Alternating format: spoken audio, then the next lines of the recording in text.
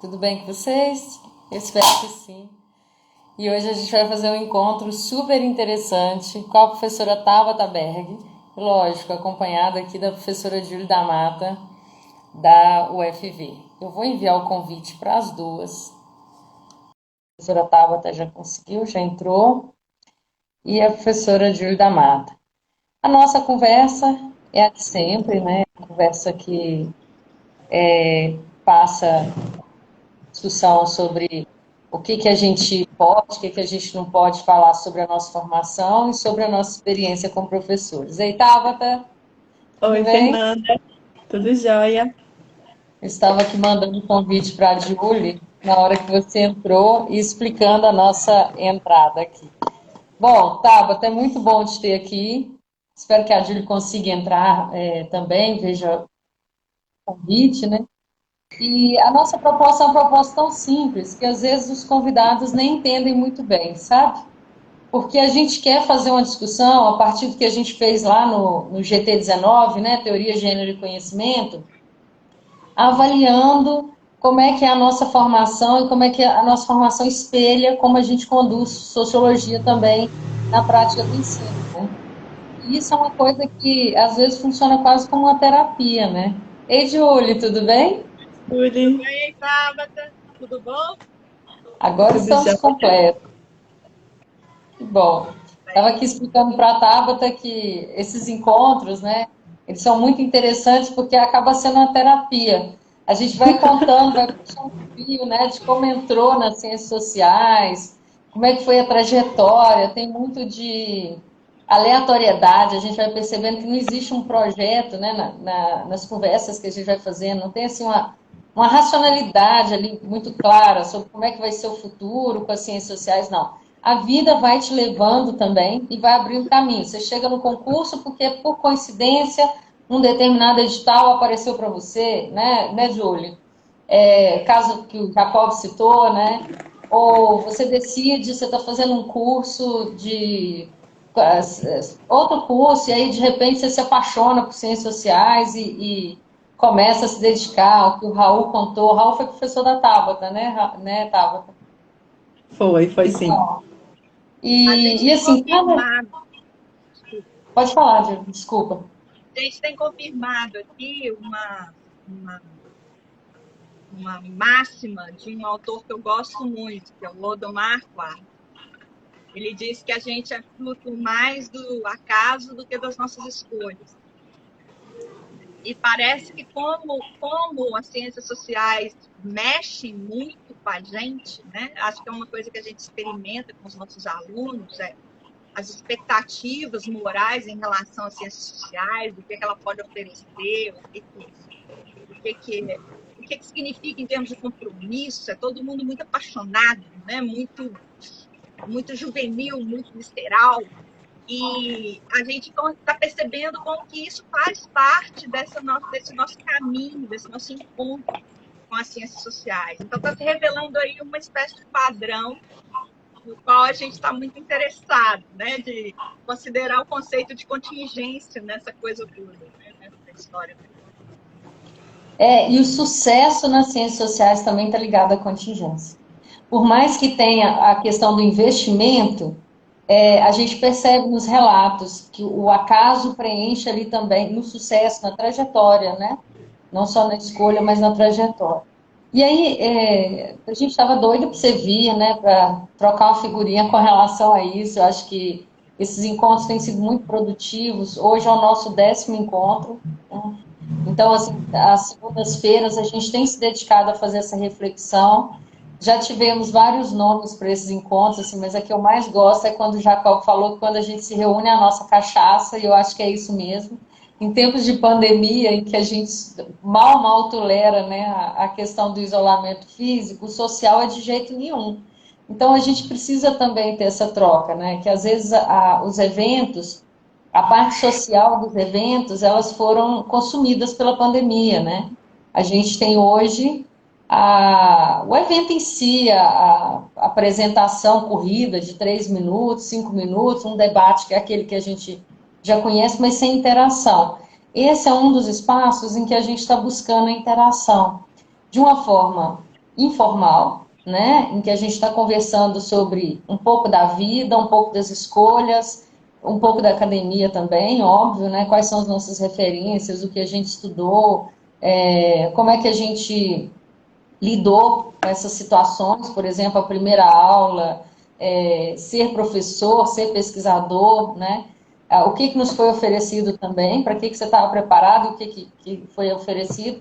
E também um exercício de reflexão sobre os programas que a gente teve, os programas que a gente tem adotado, né? Como é que a gente pensa esse diálogo que não é só nosso, né? Não é escolha só nossa, mas é também uma imposição de mercado, a imposição dos alunos, institucional, né? Tudo passa aí por essa discussão. E aí queria que você se apresentasse para a gente poder começar essa conversa. Boa noite a todos. Eu sou a Tabata, né? Eu sou pesquisadora em sociologia. A minha área é teoria social. Agora está mais voltada, né, para as epistemologias feministas, na sua multiplicidade. E eu fui professora da UFV por 2 anos. Então, acho que aqui na nossa conversa a gente também vai estar muito refletindo sobre esse processo, né, Fernanda? Esse processo de ensino, que para mim foi um processo muito poderoso de pensar mesmo, não só, né, o esquecimento de diversas autoras e autores, né, a marginalização desses autores e a busca que eu tive por tentar incluí-las e incluí-los na minha disciplina, mas também como essas epistemologias silenciadas, né, elas também moldaram uma forma da própria pedagogia dentro das ciências sociais, né, de uma forma de ser estudante de ciências sociais e de ser docente das ciências sociais, né? Então, eu acho que aqui a gente vai debater bastante sobre isso, né? Não só sobre os programas, o formato dos programas, mas também sobre esses sujeitos que nós nos tornamos a partir de determinadas epistemologias privilegiadas, né? Que psicanaliticamente, né, cheio de problemas, né, cheio de questões, com síndrome aí de gênio, né, a síndrome de gênio, eu acho que todas nós que passamos, né, por um determinado período na universidade, a gente sabe, né, a gente precisa de anos de terapia para lidar com isso, né, então vamos conversar um pouco sobre isso. É síndrome do Estocolmo, né? É sempre a mesma. São 2 lados, né? Ou síndrome de gênio ou da impostora, que na verdade são 2 facetas da mesma moeda, né? Porque você só pode ser impostora porque tem um gênio ali por trás. É muito interessante como essas 2 síndromes estão profundamente ligadas e como a gente vê isso formando nos nossos e nas nossas estudantes. E eu gostaria de contar um pouquinho de algumas experiências que eu tive pensando na introdução das nossas autoras e autores marginalizados, dessas epistemologias marginalizadas, para pensar uma configuração diferente também desse ser, né, de conhecimento que nós todas participamos, né? Somos copartícipes aí. Tabata, você tocou em vários assuntos importantíssimos, que eu acho que a gente, inclusive, vai poder explorar um pouco, mesmo que a sua apresentação lá no curso de 200 anos de Sociologia seja sobre o Marx, né, que é um outro projeto nosso e tal, que está muito ligado, está tudo aí muito amarrado. Para quem ainda não conhece esses projetos, esse é o ensino de Sociologia ontem e hoje, né? A gente tem um outro projeto que é o curso 200 anos de Sociologia, e tem também a ideia de socializar esse conhecimento, democratizar esse conhecimento. Então, o canal funciona alimentando e disponibilizando esses vídeos, né, que a gente produz.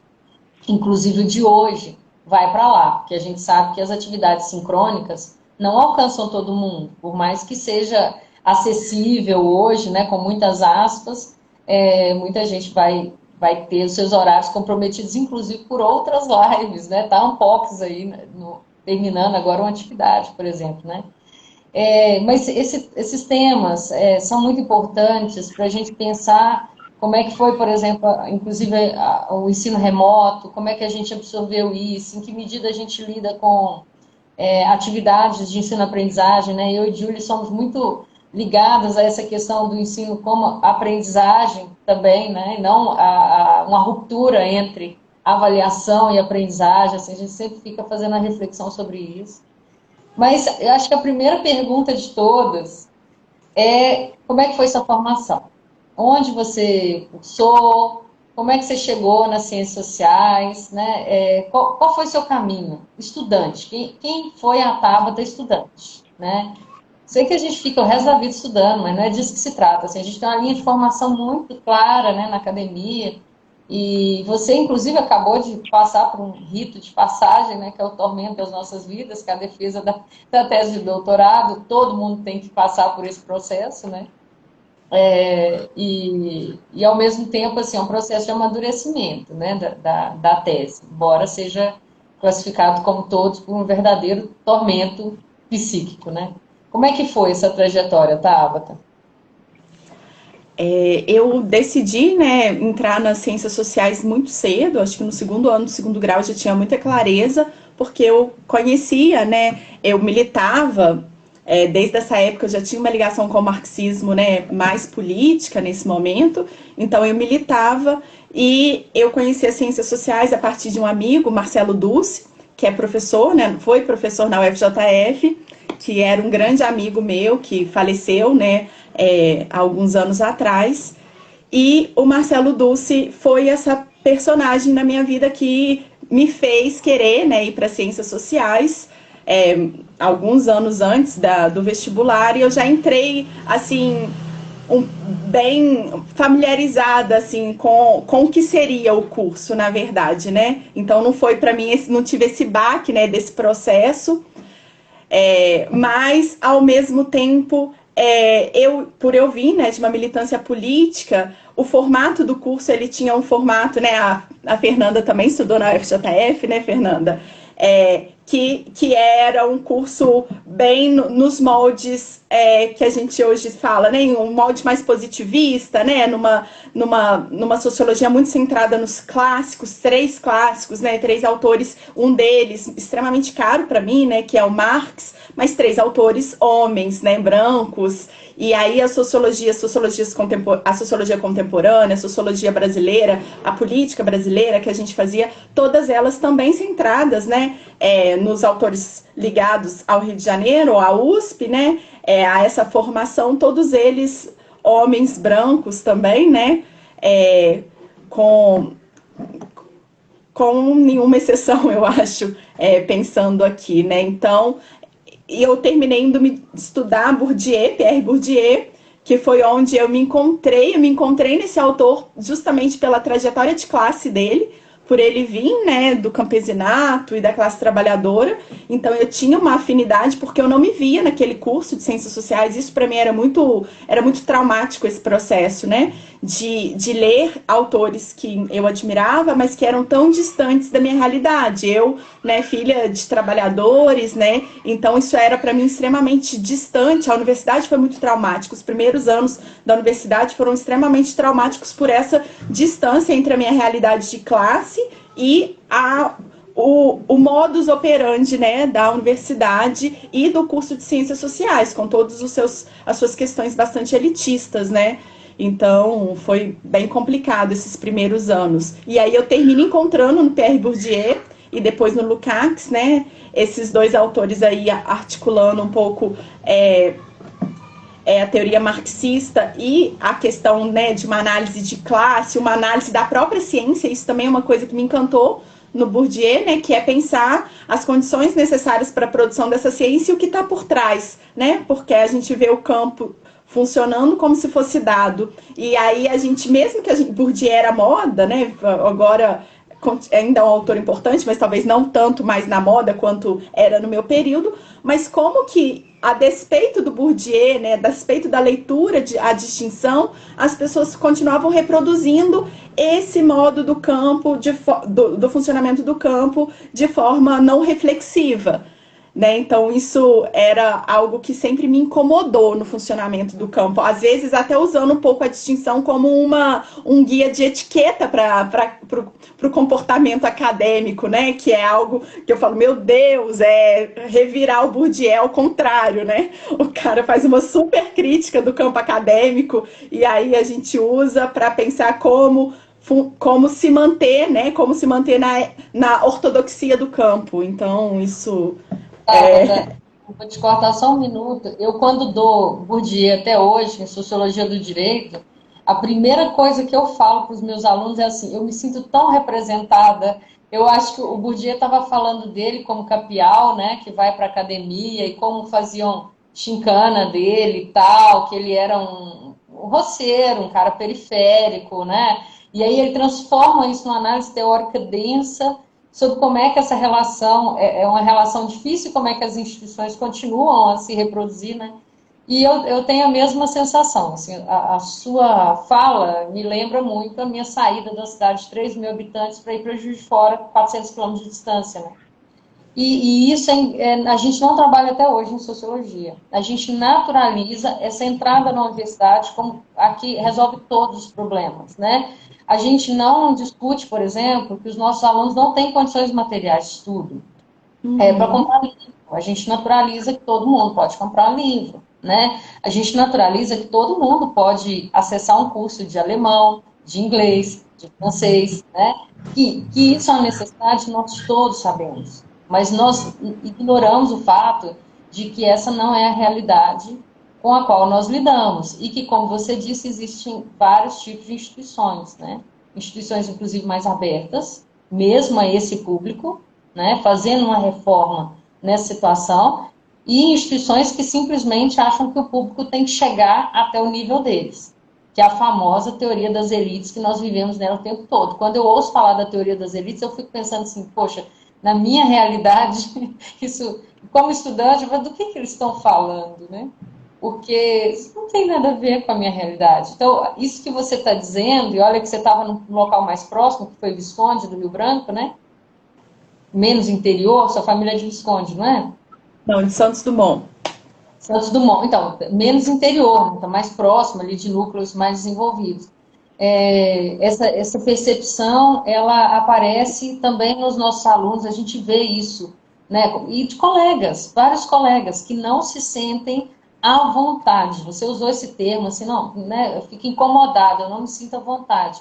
E até hoje, em ambientes acadêmicos, você pode ter doutorado, você pode estar apresentando um trabalho super bacana, em vários momentos você não se sente à vontade, né? Você, todos nós, porque aquilo ali é feito ainda para uma elite. Existe, né, uma elite nas ciências sociais que ainda dita as normas, dita o que fazer, dita o que é bom, dita, enfim. Mas desculpa ter te cortado, eu queria manifestar essa proximidade, assim, esse incômodo, ele é muito forte. Eu acho que a gente tem que mudar hoje a nossa visão. Se não prestaram atenção nisso, quando a gente estava como aluno, acho que é nosso dever prestar atenção na condição dos nossos alunos hoje, né? Então, a galera super legal aí, entrando e mexendo com você, viu? Pode ir falando e cumprimentando eles sem problema. Um abraço a todo mundo, gente. Agradeço quem está entrando. A Guilherme caiu.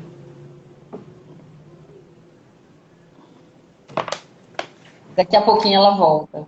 Mas pode continuar, você estava falando sobre a sua formação, foi na hora que eu te cortei.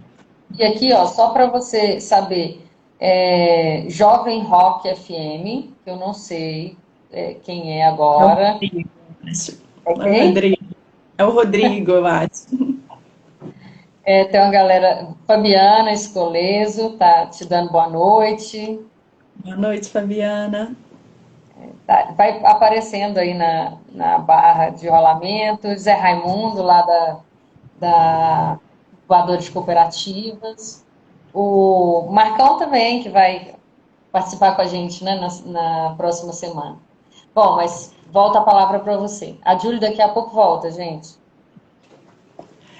Então, eu acho que esse processo, né, dos meus primeiros anos de formação foi um processo mesmo de estranhamento desse espaço, apaixonamento por esse espaço, mas essa posição, né, que é essa coisa que o Bourdieu fala, né, esse espaço, esse lugar em falso, né, você tá ali não está se sentindo confortável. E isso me levou a fazer diversos questionamentos, né, do modus operandi da academia e pensar e estar refletindo sobre esse processo que se refletiu no que eu venho trabalhando como professora na forma de ensino, né, de sociologia, e que terminou, né, culminando depois que eu tive o Antônio. A maternidade é um elemento aí importante. Eu entro no mestrado e no doutorado na Unicamp, né? Eu faço mestrado na Unicamp e, e quando eu, né, saio para ter o Antônio, fico um tempo fora,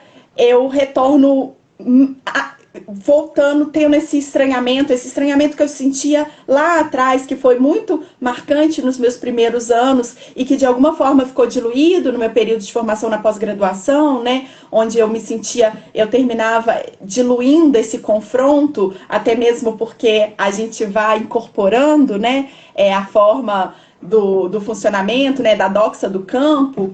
Então, quando eu saio para ser mãe e retorno para esse campo, eu retorno muito estranhada e, ao mesmo tempo, no momento que a universidade está se abrindo para essas epistemologias feministas, né?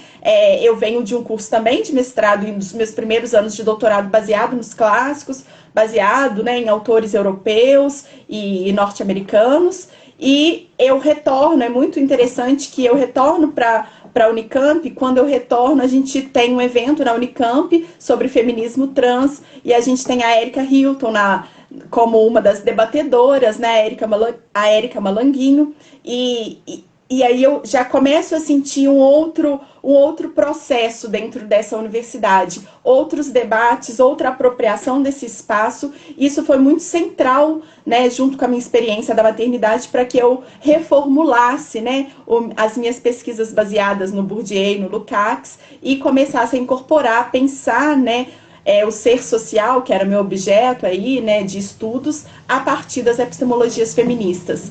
Então, é um pouco nesse movimento, né, que o próprio feminismo, né, o feminismos no sentido plural, né, essa quarta onda gera dentro da própria universidade, né, com uma presença muito grande dessas estudantes e desses estudantes que vem dessa geração, né, da luta pelas cotas, no caso das paulistas que não tinham, né, conquistado, mas que a gente vê, né, hoje como professora, quando eu fui professora da UFV, a gente vê esse mesmo movimento, né, se desdobrando aí da política de cotas e das lutas ligadas ao acesso, né? Porque hoje, para a gente está na universidade nesse período, né? Era como se fosse um privilégio. É muito interessante como esse discurso muda.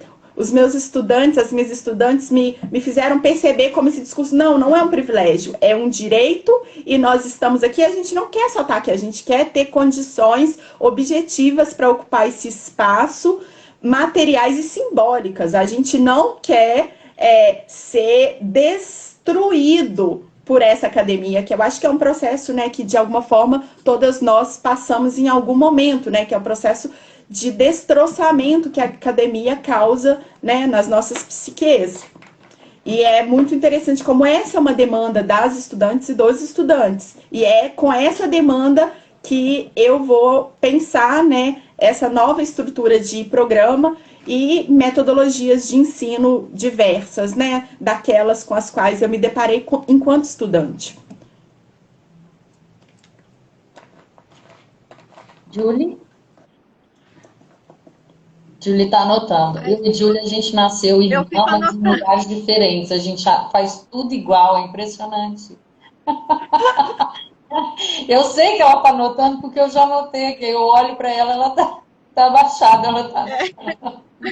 E a gente anota a mesma coisa, eu acho, assim, no mesmo time, né?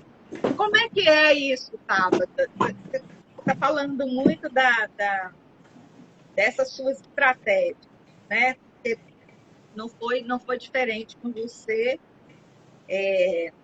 Sua formação foi muito dentro do canto, né? E a gente é confrontado. Isso que a gente chama cânone, esse conceito que eu e a Fernanda ficamos correndo atrás dele, igual se corre atrás de borboleta, tentando agarrar. que é um conceito etéreo, né? Parece que ele tem que conservar esse grau de abstração, de eteridade, até para a gente não ter condição de capturar, né? Todo o processo imagético de mitificação, né? Todas as estratégias de reificação, os motivos que se repetem para definir quem entra no cânone e quem não é, o que é clássico, o que não é, o que é importante, o que não é, o que é relevante, o que não é, né? E então você está falando aí de maternidade, você está falando dos femininos, você está falando de tudo que atravessa a gente, né? Como que é a sua estratégia como professora, assim, no ensino, né? Porque você teve esse ensino ontem. Como é que é o seu ensino hoje e como que você pensa o seu ensino? O que você considera importante em termos de estratégia? Uma didática mínima, uma imaginação didática, para poder livrar os seus estudantes exatamente dos traumas e das limitações pelas quais você passou, não, você experimentou, né? Porque cada um de nós experimenta. Quando eu entrei, né, para dar aula, inicialmente eu tinha turmas, né, no presencial ainda, a gente tinha turmas enormes, né, como professora substituta, pegava muitas turmas de massa, então da sociologia, que era uma questão para mim central, né, que é a nossa defesa aí da presença da sociologia para esses outros cursos, né, que é uma bandeira nossa da necessidade, né, desse curso. Então eu comecei a pensar, primeiro eu comecei a pensar que eu não podia mostrar, que não dava para pensar mais essa sociologia como uma sociologia no singular, que era preciso, né, pensá-la no plural e pensar a partir de diversas vozes que foram silenciadas, né, os cânones, né, a consagração dos autores, Durkheim, Weber e Marx, para a gente ficar nos três porquinhos, né, como a gente foi ensinada a pensar, para a gente ficar neles. São autores que têm um enorme valor, né, do ponto de vista do conhecimento, eles continuam na minha grade curricular, mas a gente aprendeu com Bourdieu, e aí parece que quando a gente faz o programa a gente esquece tudo isso, né, que tudo é social, que os cânones, para que eles existam, depende de uma estrutura de poder, depende de lutas, né, de violência simbólica, de vários processos, e são esses processos que estruturaram a presença desses cânones e que expulsaram outros e outras autoras, né, desse universo, né, de consagração, de legitimação, né, que é o processo do conhecimento. Então, uma das minhas estratégias do ponto de vista de pensar, então eu vou pensando desde pensar o programa, né, pré-aula, então eu pensei um programa que pudesse ser o mais múltiplo possível dentro da conformação que a gente tem de tempo. Então eu acrescentei alguns autores, diminuí um pouco a bibliografia, né, dos clássicos e daqueles autores mais consagrados, porque a gente tem que fazer tudo é feito escolhas, né? São escolhas pedagógicas que a gente faz. Então, quando eu penso os clássicos, eu comecei pensando, incluindo a Flora Tristan, né? E o Du Bois. Foram dois autores que eu incluí ali para a gente pensar os clássicos num primeiro momento. E esse ano, né, a partir da publicação, né, a tradução feita pela Fernanda, eu pude incluir a Martineau também, né, aí nesse processo. Então, a primeira, eu começo com um questionamento sobre o que é sociologia, pensando sociologias plurais, e entro com a Martineau, depois com a Flora Tristan, e com o Du Bois, e Marx, e Durkheim, e Weber. Aí a gente faz uma sessão a partir dos clássicos e a partir desses clássicos renegados, né? Que, pensando alguns blocos. E na sociologia brasileira, que para mim é extremamente importante, porque a gente tem autores e autoras brasileiras incríveis e que foram muito silenciados. É impressionante como a nossa grade de sociologia brasileira, ela é muito masculina, né? É algo assim que com tantas e tantas e tantas pesquisadoras, é até difícil, quando a gente vai dar sociologia brasileira, é até difícil você fazer uma escolha. Esse semestre eu dei sociologia brasileira. E assim, é uma riqueza, como a nossa sociologia, ela é plural, né? E assim, foram processos muito, muito difíceis de fazer determinadas delineações, né? Para você conseguir perceber vozes diferentes, vozes múltiplas nesse processo. Então, eu procuro também incluir, né, as epistemologias indígenas a partir do feminismo comunitário e a partir, né, do Copenau, do Krenak, para pensar tanto a formação da própria sociologia a partir das epistemologias indígenas, a interrogação que ela faz, tanto a sociologia quanto a antropologia, né, que elas fazem, mas também pensando a sociologia brasileira, porque a gente fala da formação social do Brasil e a gente não lê nenhum autor indígena. A gente não lê praticamente nenhum autor negro ou negra, né? Então a gente tem uma formação na qual, né, os sujeitos centrais da formação social do Brasil são silenciados e são pensados a partir de outros, né?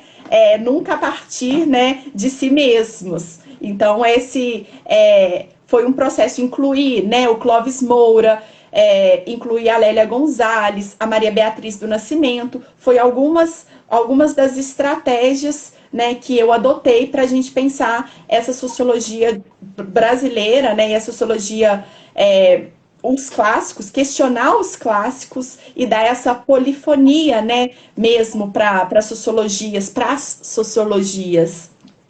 Então, é um pouco do... Fala, Fernanda. Não, você estava falando de sociologias no plural, isso eu acho que é muito importante a gente ressaltar, né? Como as tradições são múltiplas, como a gente tenta dizer que existe uma sociologia unificada, porque existe também uma estratégia aí de dominação de determinados centros, né? Como se os demais não existissem, principalmente os periféricos.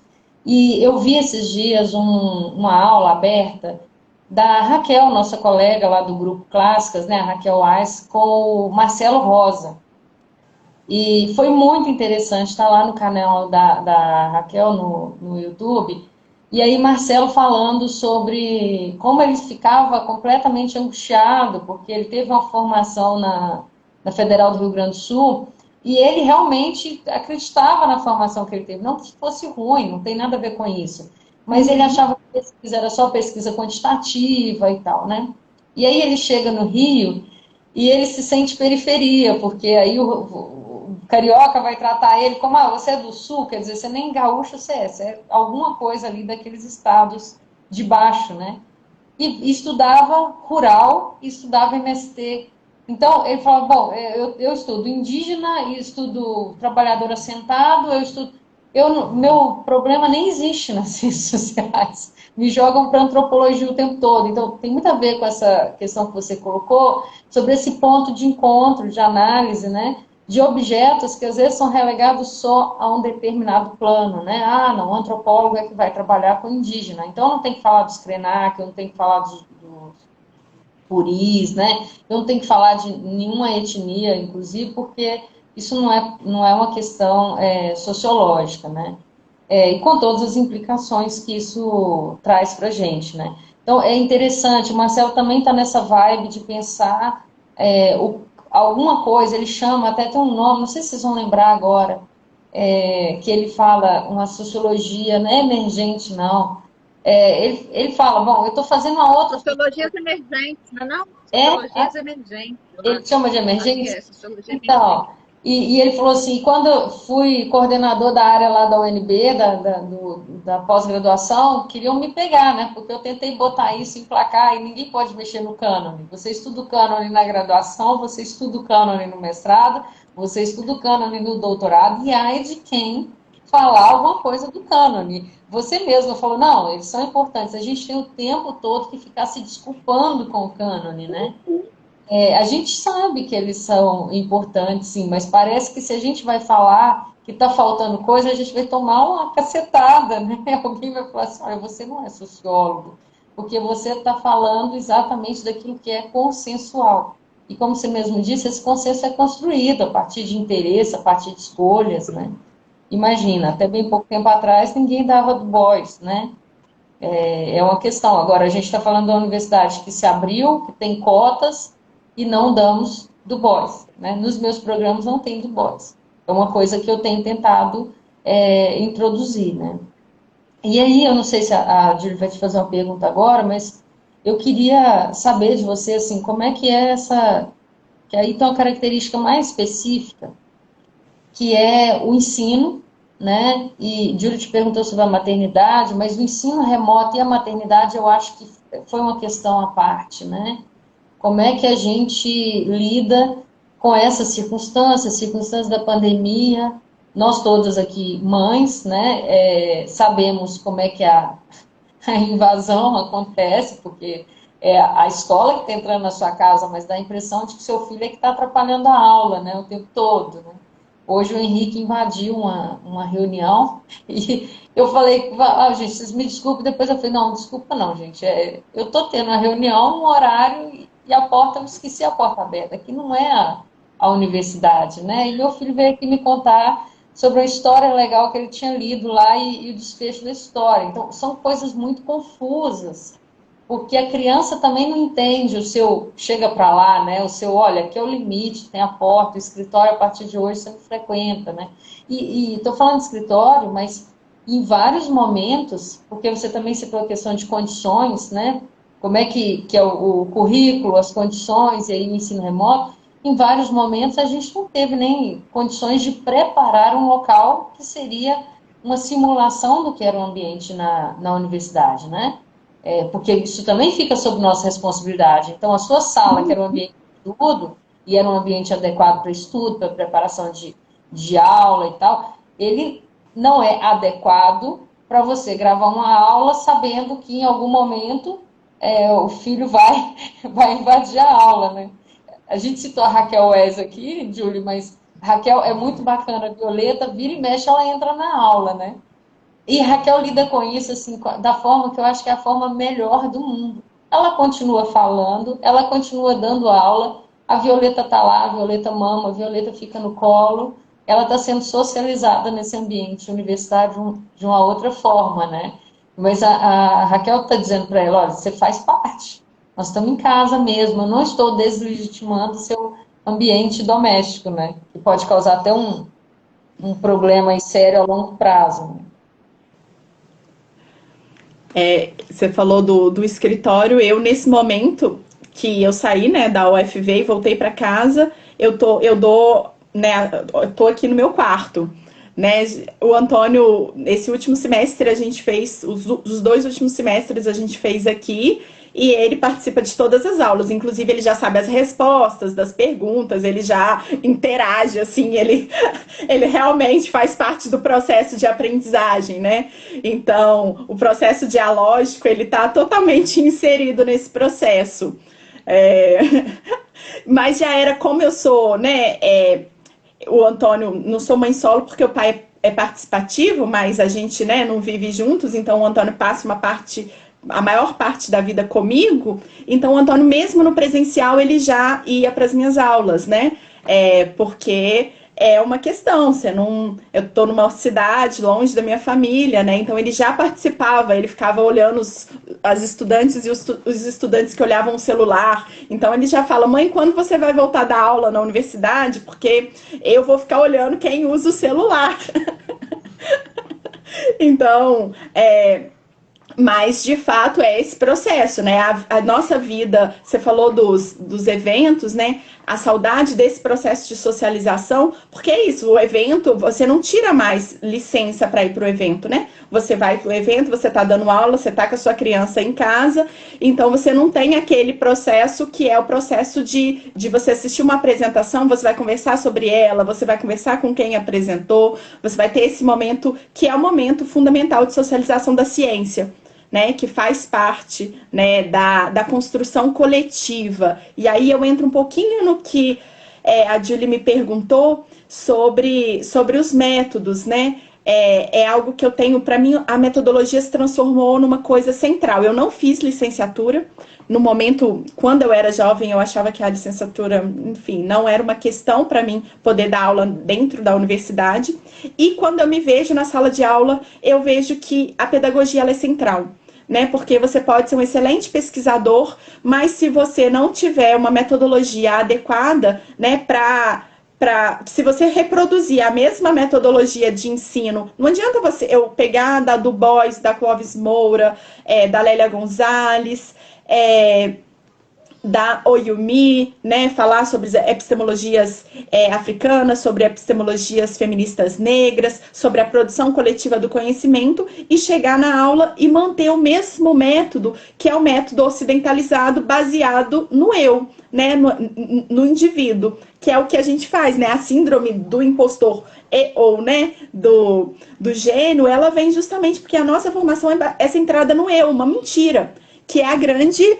É o grande engodo, né, kantiano, que eu penso, logo existo eu, e como se eu não tivesse inserido num conjunto de relações, e apagando justamente a presença, que é o silenciamento aí, não só das epistemologias, mas de todo o processo da formação desse eu, que é o eu autoral, que vai ser geralmente, né, o intelectual, branco, masculino, que é o processo, né, que a Lélia Gonzalez nos mostra muito bem, que é o processo de formação, da transmissão da linguagem, que é feita pelas mães, que é feita, né, para o sujeito da classe média e burguesa, né, pelas cuidadoras, né, majoritariamente racializadas. Então, todo esse conhecimento, que é um conhecimento tácito, né, que compõe esse engodo do eu, né, desse eu gênio, desse eu impostor, mas que é silenciado.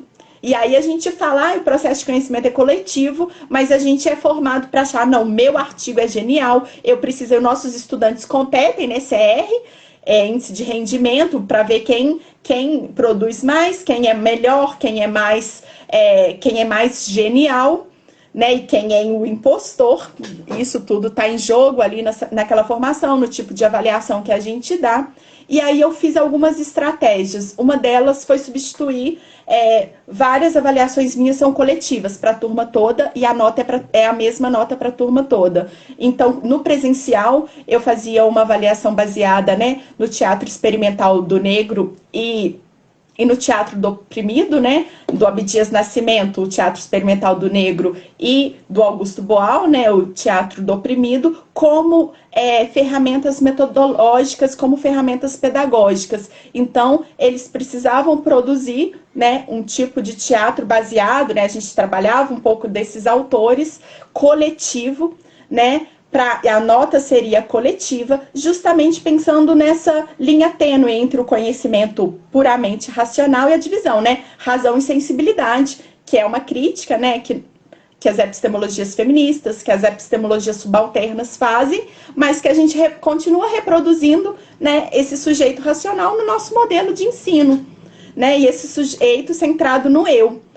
E aí a gente faz esse teatro, e agora no formato online a gente fez uns ensaios coletivos. Então eu abro um Google Doc e toda a turma ela precisa construir a cada módulo um ensaio coletivo. E aí no início é muito interessante, tanto do teatro quanto do ensaio, eles ficam apavorados, porque é o CR deles, e eles querem destoar, né? Especialmente a gente vê muito aqueles que se acham mais brilhantes, né? Que têm melhor empenho, que costumam estudar mais, e aí eles ficam desesperados, porque, na final de contas, e eu tinha um aluno interessantíssimo, um excelente aluno, e ele falou, eu falei, gente, eu vou dividir, e é justamente, eu não quero que vocês fiquem com o coleguinha de vocês, eu quero que vocês aprendam a lidar no teatro com a diferença, com o outro, com aquele que não pensa igual a você. Eu vou destruir o grupinho de vocês.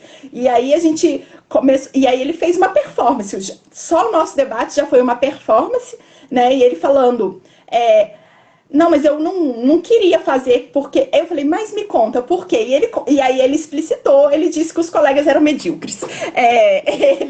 A gente foi... E foi muito interessante, porque foi muito negociado. E aí eu falei, não, agora vamos ouvir os colegas, E foi um debate, e a gente chegou numa como isso constrói, né? Como você constrói o outro como inimigo nesse processo de formação, e a gente chega na pós-graduação ou depois sem nenhuma capacidade de trabalho coletivo, né? Porque a gente passou a ver o outro como competidor, e um competidor sempre inferior a gente, ou muito superior, porque a gente está com a síndrome de impostor, né? A gente não se acha bom o suficiente, ou muito inferior, porque o outro é medíocre e a gente é genial.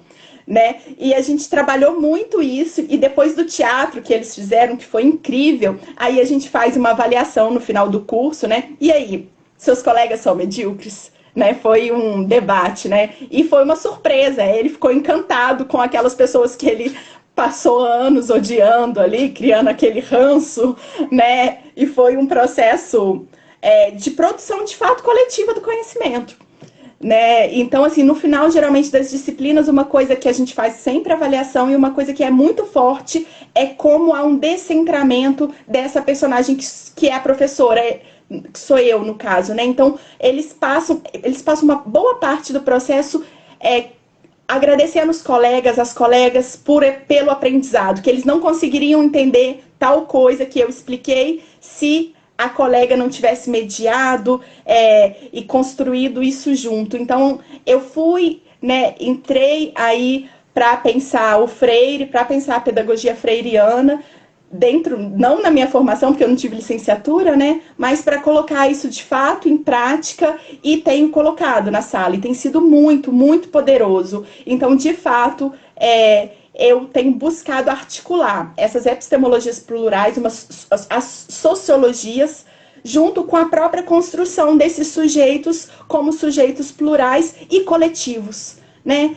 Descentrando um pouco essa coisa do eu, essa coisa, porque é muito, você falou que eu defendi o doutorado, né, Fernanda?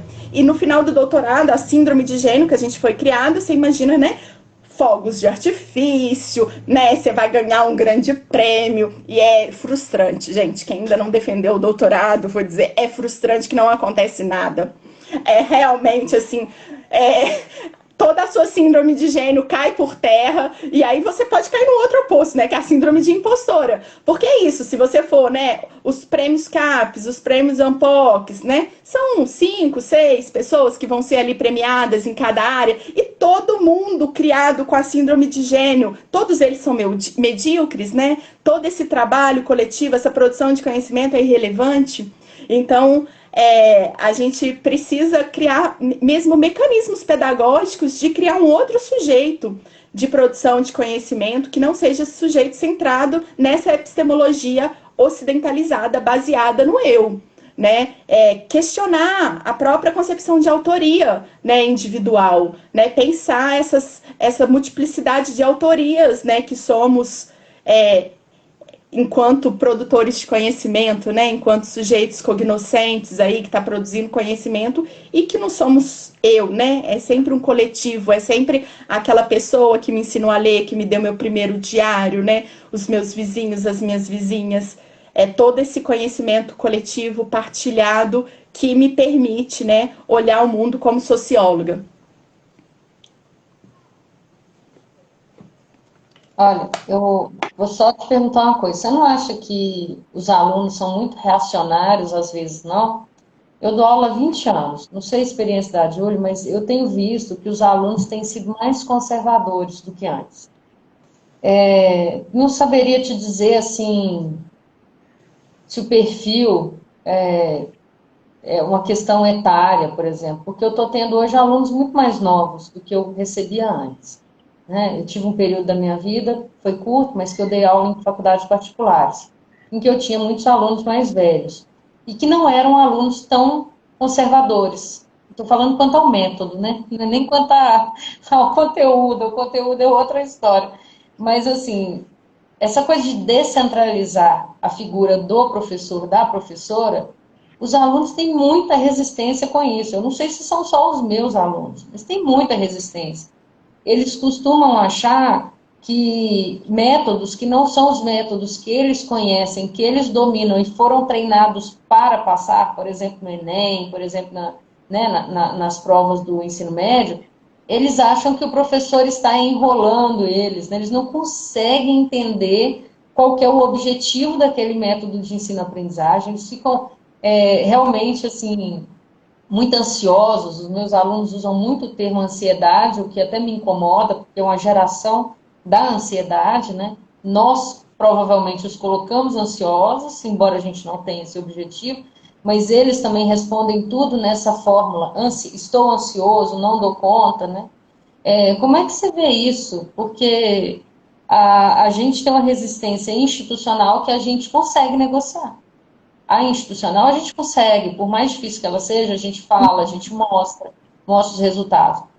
E, às vezes, eu acho que a gente passa o semestre inteiro tentando mostrar para o aluno que aquilo vai ser importante para ele. Eu estou falando de uma perspectiva, por exemplo, eu sempre dou atividades diferentes do convencional. Uma coisa mais rara é eu dar uma prova com questões fechadas. Eu dou, por exemplo, questões de concurso. Eu acho muito interessante a gente discutir questões de concurso. Não pela reprodução, mas é para a gente ver como é que o autor está sendo abordado na questão de concurso, que tipo de faceta do autor interessa para o mercado, por exemplo, né? Então, eu gosto muito de usar aquilo para discutir a teoria. Mas quando eu dou para os meus alunos, por exemplo, uma prova em dupla, oral, para eles questionarem questões de concurso, né, eles ficam completamente desesperados. Eles acham que está fugindo do que eles foram preparados para ser. Eu estou exigindo deles uma habilidade que eles não foram, eles usam o termo treinados, né, para fazer. Então, esse processo de ensino-aprendizagem não pode incomodar o aluno, porque quando incomoda, eles acham que não estão aprendendo, era isso que eu queria dizer, sabe?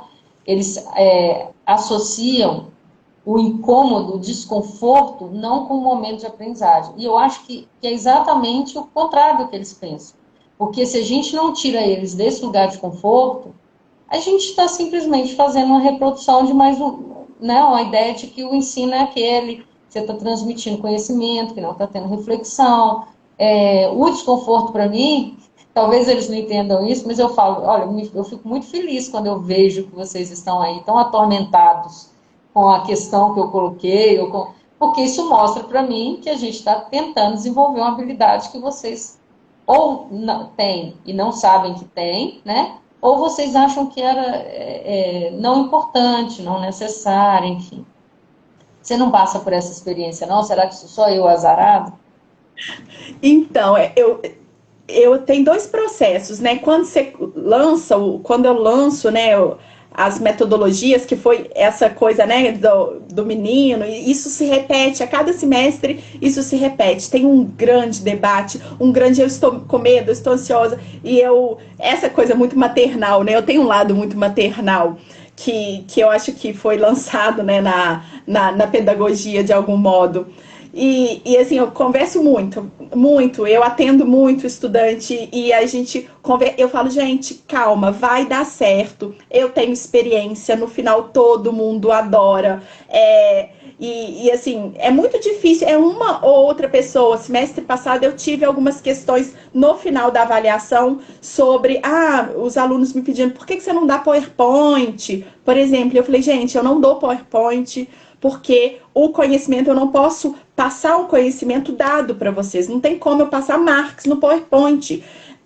Geralmente Marx é o terror, né? É o autor que eles mais têm medo nesse processo de aprendizagem, que é o processo descentrado. Então, assim, descentrado e sem essa coisa pronta, né? Mais-valia significa isso. Então, eles ficam assim, por ter uma linguagem muito distante da deles, né?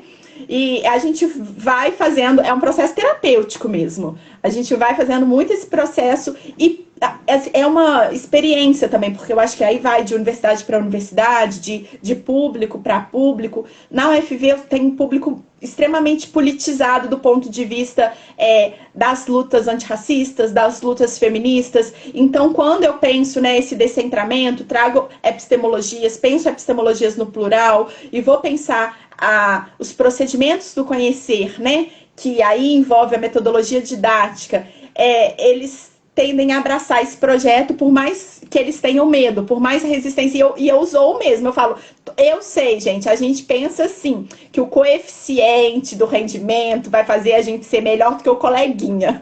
Mas isso, fala que quem tem crise de ansiedade, levanta a mão.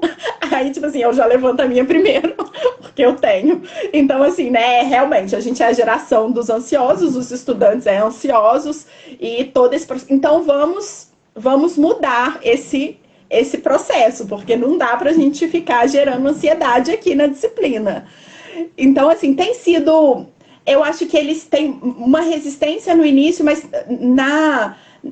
com os estudantes, as estudantes e os estudantes da UFV tem sido muito essa experiência deles abraçarem esse projeto. E está sempre retomando, a gente está sempre debatendo, e eu acho que tem um pouco desse... Eu vejo isso, né? O processo do conhecimento como também esse acolher a subjetividade, as fragilidades, que eu acho que quando a gente cursou, né, as nossas disciplinas, o professor era aquele distante da gente, era aquele sujeito, né? Era um sujeito que às vezes a gente ficava até com o coração batendo de emoção, né? Porque era um sujeito assim, nossa, que a gente ficava encantado, muito no outro patamar do que a gente, e no qual a gente ia receber o conhecimento, né? Acho que a gente teve uma formação que nos permitiu, do ponto de cognoscente, né? Um acúmulo enorme, mas que não acolhia essas diferenças, com algumas exceções, né? Muito, talvez periféricas nesse processo, mas que não acolhia que não pensava a sensibilidade como partícipe do processo de conhecer, né? Então, eu acho que como a disciplina tem um espaço muito grande para pensar a sensibilidade, né? Como processo partícipe, eu acho que tem um engajamento por isso, talvez. Eu sinto que tem essa abertura, com muitos medos, né? Mas aí eu dou uma zoada, eu falo, eu sei, gente, eu já fui assim. Você acha que faz diferença nesse sentido que a Fernanda perguntou, se você, conforme o curso que você está trabalhando, se você está trabalhando para não sociólogos, porque, assim, aí é uma outra experiência. Nesse tempo todo que eu tenho de magistério, a relação dos alunos com os autores manda muito, né? Se você vai trabalhar com autores que os próprios alunos canalizam, os próprios alunos têm esse temor, né? Esse temor, um temor aí de uma qualidade, pode ser positiva, mas pode ser uma... É diferente, por exemplo, se eu vou trabalhar Max Weber com alunos que já ouviram falar de Max Weber, se eu vou trabalhar com alunos que são leigos de um tudo, e, assim, Max Weber é um autor famoso qualquer, não tem assim não tem aquela mística, né? Não tem aquela... Isso faz diferença para além desse caráter politizado que você falou? Porque esse nível de politização eu acho que manda sim, Fernanda, a metodologia, né? O nível de politização manda muito. Mas também manda se você... Esse é um vetor, se você está trabalhando com sociologia para não sociólogo. Eu dei, né, 2 disciplinas para sociólogos, para o curso de Ciências Sociais. E é engraçado, e eu acho que tem isso também, eu acho que a maioria dos estudantes, né, hoje a gente tem 50% dos estudantes, né, são negros na universidade, e o curso de Ciências Sociais na periferia, porque a gente também tem que dizer isso, né, é um curso de Ciências Sociais na periferia, talvez fosse diferente se eu estivesse dando essa disciplina na Unicamp, na USP, né, mas são estudantes periféricos, e a gente sabe que o curso de Ciências Sociais vai receber estudantes, né, com renda, né, de classes trabalhadoras, então isso muda muito o perfil.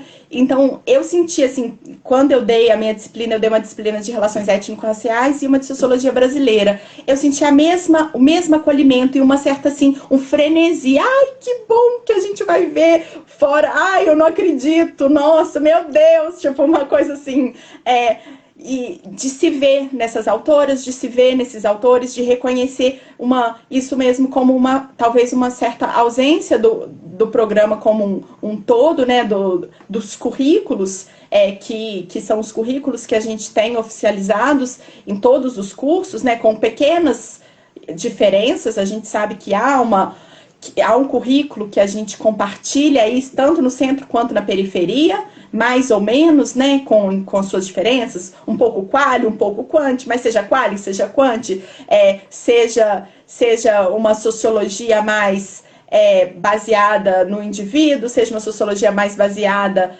na sociedade, né, nessas distinções, elas são sociologias brancas e europeias e norte-americanas, né? Então esse é o formato, né, dos currículos oficiais, com muitas e muitas mudanças que vêm sendo empreendidas, né, pelos estudantes, pelos professores e professoras que estão entrando na nossa geração. Mas eu senti um frenesi, assim, eu senti a necessidade. Eles não canonizam muito não, sabe? Eles, na verdade, estão muito afim de descanonizar, e é até uma questão que eu falo assim, não, a gente precisa, por exemplo, ver Marx, a gente precisa ver Weber, a gente precisa, até para fazer a crítica, né, a gente precisa, isso não significa não ver outras coisas, né, mas a gente precisa entender a história da ciência, da nossa ciência, que foi, talvez, se fosse outra história, a gente não precisava ler Weber, a gente não precisava ler Marx, mas essa é a história, né, da nossa ciência. Então, a gente precisa ler esses autores para entender o que eles respondem, né, para a nossa realidade, e para entender as outras epistemologias, as outras sociologias que foram silenciadas nesse processo. Mas eu senti, assim, um acolhimento muito grande, quase uma sede, assim, por essa experiência que ultrapasse os cânones. E aí você mencionou, você foi no calcanhar de Aquiles meu da Fernanda. A relação entre história da sociologia e teoria sociológica no ensino. Como é que você vê isso? Eu acho que é uma relação contraditória, né? E eu acho assim que tanto pensar história da sociologia quanto sociologia histórica, eu acho que essas duas coisas deveriam andar articuladas, né? Porque é uma reflexão muito, muito nova na minha cabeça, assim, talvez de alguns meses para cá, que eu tenho pensado nesse par, história da sociologia e sociologia histórica, justamente para que a gente possa olhar os cânones, olhar essas sociologias silenciadas, olhar esses sujeitos silenciados, né, nesse processo, olhar uma interpretação, porque quando a gente vai ver Clóvis Moura, eu vou até pegar aqui o livrinho, ó, Rebeliões da Senzala, do Clóvis Moura, ou a Sociologia do Negro Brasileiro, quando a gente vai pegar, né, a interpretação, por exemplo, do Clóvis Moura, a gente precisa ter muito bem articulado sociologia da história, sociologia histórica e história da sociologia brasileira, para a gente entender que o processo de formação, né, que foi a escravização, um processo central na formação social brasileira, e a interpretação desse processo feita a partir de sociólogos majoritariamente brancos, né, das classes médias e burguesas, que é uma interpretação ou algumas interpretações baseadas em determinados pilares. E aí, quando a gente lê o Clóvis Moura, que é um autor, né, relegado, que não está aí entre os cânones, ou quando a gente lê a Lélia Gonzalez, vou fazer propaganda dos livros aqui, ou quando a gente lê a Lélia Gonzalez, né, como uma socióloga, para mim, o texto da Lélia Gonzalez, né, Racismo e Sexismo na Sociedade na Cultura Brasileira, para mim, talvez seja um dos mais... Pensando aí, canonizar, né, eu que não quero canonizar ninguém, mas para mim esse texto, ele ocupa um espaço de interpretação da sociedade brasileira central. E quando a gente pensa, né, esses autores, é impossível dissociar essas duas coisas. Então, isso para mim está sendo... Na minha experiência de docência, está sendo trabalhado junto. E eu acho que foi a docência mesmo que me fez atentar para essa articulação, né, entre história da sociologia e sociologia histórica, assim, e como tem que ser dialético e nunca acaba, né, gente? Nunca tem fim. É um trem assim que você vai entrando, você pensa, ai meu Deus, a gente precisa ter um curso de ciências sociais de 20 anos. Não só de ciências sociais, eu acho que todos os cursos do direito mesmo, embora tenha uma tendência aí, que é uma tendência de diminuição do tempo, diminuição da carga horária, né? Nós estamos passando por isso, inclusive aqui no campus também. Ao invés da gente entender que a curricularização da extensão, ela traz novas demandas por novas habilidades, e não para diminuir o currículo, né? Nós estamos num movimento um pouco complicado, retirando disciplina, retirando encontros, ah, quase uma tentativa de ter um curso de graduação rápido, né? Um curso de graduação que você passe, que você transfere para o aluno também a responsabilidade sobre sua formação. O que eu acho Teste de complicado. graduação. Hã? Teste de graduação. Eu acho que não adianta nada a gente abrir as portas da universidade, mas é minha opinião pessoal, né? A gente permitir o acesso, abrir cotas, enfim, se democratizar, para depois falar assim, olha, agora tudo bem, vocês entraram na universidade, mas o conhecimento vocês vão ter concursinho depois, para passar por um concurso, né, para passar na OAB, porque aqui tem 3 professores de tal área, mas eles só vão dar uma disciplina para vocês, se eles estão disponíveis para dar 2, 3 disciplinas, sabe? Então, eu acho que a gente poderia aproveitar mais o nosso corpo docente, não estou falando que é uma realidade, porque eu tenho colegas que dão a carga horária como se fosse particular, né? Mas que a gente tinha que aproveitar mais a nossa estrutura docente também para oferecer conteúdo, para oferecer disciplinas múltiplas, sabe? Porque a gente está vendo diminuição do ensino. Isso tem sido uma coisa assim muito clara, cada vez mais o ensino tem menos importância mesmo. E mesmo a gente que defende a universidade pública, gratuita e de qualidade, a gente, quando fala disso, a gente está pensando muito mais na pesquisa, né? A nossa referência ainda ou é o alcance por vagas, né? Eu acho que a gente poderia aproveitar mais essa nossa estrutura e por todas as críticas que eu tenho, por exemplo, ao Reúne, eu acho que foi um avanço a abertura de vagas e que a gente pode aproveitar mais essa estrutura. Tem que pensar cada questão, né? Contingência de cada instituição, mas seria interessante. Agora, Tabata, quando você falou assim, a sociologia para outros cursos, ela é uma bandeira, né? Eu sei o que você quis dizer, porque assim, a gente está defendendo a importância da sociologia, a gente está apresentando, né, a função da sociologia. Em alguns casos, a gente está até dizendo assim, olha, vocês ficam lendo isso aí é sociologia, viu? Vocês só não entenderam ainda, vocês estão achando que isso aí é criminologia, nossa, na raiz é sociologia, né? E vocês jogam pedra na sociologia, praticamente todos os dias, né? A revanche. Mas a gente tem um dilema muito grande, que é de como apresentar essa sociologia para esses outros cursos. Porque para a gente, que é das ciências sociais, né, assim, que está lá fazendo a sociologia 1, a sociologia 2, a sociologia 3, 4, você tem um tempo para percorrer todo aquele caminho. Então, a graduação, você vai ver no mínimo 10 sociologias ali. E com o tempo, você vai assimilando esses fazeres, você vai, né, é diferente. Você vai ter críticas pesadas, mas você vai ter mais tempo para criticar o Weber, mais tempo para criticar, né, questões de gênero, mais tempo, isso quando aparece no programa. Agora, tem um dilema enorme aí, que é quando a gente vai apresentar a sociologia para outro curso, e além dessa, como a Júlia falou, a politização manda muito, é uma categoria a ser levada em consideração, né? E a gente tem cursos que não tem uma disciplina sequer de outras áreas. Eu já dei uma disciplina de sociologia, era a única de humanas e sociais num curso, por exemplo, né?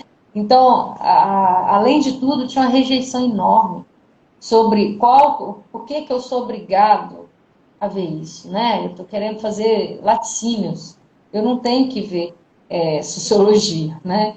Minha realidade viçosa, por exemplo, né? E pensar esse currículo também é diferente. Porque a gente vai pensar ele dando uma história da sociologia, autores, a gente vai dar conceitos, a gente vai dar temas. Como é que você vê isso, assim? No caso da UFV, como você mesmo disse, né? Só 2 turmas foram de sociologia, o resto você deve ter dado aula para vários cursos, né? No PVA e no PVB, os vários tipos de sociologia do trabalho, enfim, que era a cadeira, inclusive, que eu dava lá. São sociologias introdutórias em cursos que terão nada ou quase nada de sociais e humanas, né? Você usa estratégias diferentes para a organização do programa? E eu sei aí que tem instituições que são mais hard na organização do programa, né? A UFV é uma dessas, é muito difícil você mexer no programa, porque você tem vários professores dando aquela disciplina, então tem um professor que é um regente, né? Que vai ser o responsável. Mas, assim, quais seriam essas estratégias para apresentar a sociologia como uma bandeira? Eu tive muita autonomia, né? Embora a gente tivesse um professor regente, aí eu tive total autonomia de fazer meu programa. Até, inclusive, a gente fez, né? Pensar um pouco, eu fiz algumas sugestões para incluir a Lélia Gonzalez, para pensar futuramente, né? A própria construção dos programas futuros, como orientação, mas eu tive muita liberdade. Isso foi uma questão que foi central para que eu pudesse, né, organizar a minha disciplina. Uma das estratégias que eu sempre uso são os debates. Tipo, eu falo, gente, aqui na minha aula pode parecer, mas uma das coisas que vocês vão aprender é não passar vergonha no Instagram. Então a gente uma articulação assim com a vida, que às vezes a vida do Instagram é mais importante para o estudante do que a vida dele profissional. Então assim, então ele já pensa, nossa, eu vou prestar atenção nessa aula, porque eu não posso passar vergonha, vexame no Instagram. Então assim, esse diálogo, né, eu acho que foi uma das coisas que as redes sociais permitiram, né, ampliar com todas. Então as redes sociais viraram para mim um objeto que acompanha o meu curso do início ao fim. Então eu faço autores, eu faço história da sociologia, né? Então eu separo os meus módulos por autores, começo lá com agora, né? Com a Martineau, passo pela Flora Tristan, vou para o Marx, passo pelo Du Bois e vou para o Weber. Então eu faço esse caminho, né, nesses autores, e dentro desses autores eu faço críticas, né, crítica da mercadoria feita pela epistemologia indígena. E a partir disso eu vou usando as redes sociais para mim e os debates. Por exemplo, um debate que foi central para pensar o meu programa foi o debate do Big Brother Brasil, que eu não acompanhava. Eu não assistia, mas eu acompanhava todas as confusões e todas as questões. E foi central, assim, para a gente poder construir o próprio programa. Então, assim, pensar tanto as redes sociais, os debates das redes sociais, então trazia, a gente sempre começa com lugar de fala. Eu sempre começo com lugar de fala, porque eu falo, para a gente pensar sociologia, a gente tem que pensar sociologias plurais, e a gente tem que pensar lugar de fala de uma autora brasileira, e a Djamila Ribeiro tem essa vantagem que ela é muito lida, né, pela maioria dos jovens, né? Lida nas redes sociais mesmo. Às vezes muitos alunos e alunas, estudantes vinham de engenharia, já leu um livro da Djamila Ribeiro, por exemplo. É muito interessante como as redes sociais criaram, né? Uma outra relação, uma relação rápida com a leitura, uma leitura diferente. Eles têm, uma das dificuldades que eu sempre tenho é fazer essa leitura. Eu falo, gente, meu curso tem muita leitura. Eu dou leitura densa, longa, e assim, é sempre a reclamação deles. Eu faço um programa extenso, com muita leitura. A dificuldade, nossa, mas eu não tenho costume de ler. E eu falo, não, mas nós vamos conseguir. E eu dou ponto, né? Eu sou muito mãe nesse processo. É muito como eu faço com o Antônio. Eu tiro ponto e dou ponto para quem lê, porque eu falo, gente, sem leitura não dá, a gente não faz.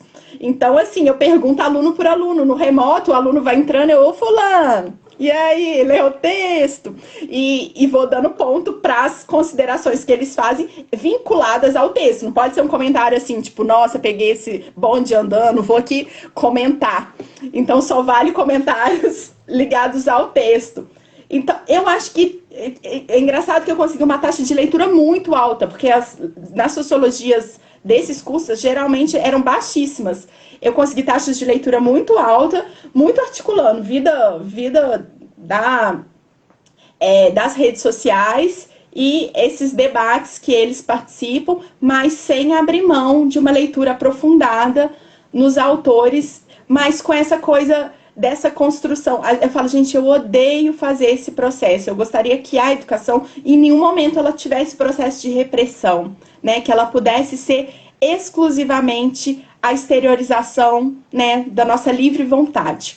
Mas como eu sei, porque eu também sofro, né, com a presença das redes, às vezes você fica o dia inteiro no Instagram e ao invés de ler o texto, você pega e fica no Instagram, né? Então, eu tenho que fazer esse papel que eu odeio, que eu não gosto nem um pouco, que é de ficar, tipo, a chatinha que fica, e aí, lê o texto, o que achou do texto? E pontinho, e tira pontinho. É um pouco das estratégias que eu uso, né?